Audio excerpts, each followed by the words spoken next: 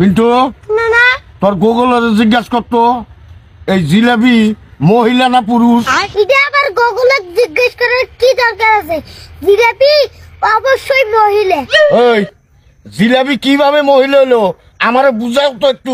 কে জিলাপি খাইতে যেমন মিষ্টি, মহিলারাও তেমন কথা কয় মিষ্টি মিষ্টি। হ্যাঁ ঠিক কইছস। তারপরে দেখো জিলাপির মধ্যে যেমন প্যাঁচ, মহিলাদের মধ্যেও তেমন প্যাঁচ থাকে। আরে তুই এটাও ঠিক কইছস। তারপরেও দেখো তুমি জিলাপিরে কোনোদিন সোজা করতে পারবে না, তেমন মহিলা মাইসেরাও তুমি কোনোদিন সোজা করতে পারবে না। আরে তুই এটাও ঠিক কইছস। যেমন নানীরা তুমি আজ পর্যন্ত সোজা করে পারলে না। নাতি তুই চমৎকার একটা উদাহরণ দিছিস। দেখতে হবে না নাতিরে কার। তুই আমার নাতি, থ্যাংক ইউ। না থ্যাংক ইউ না দি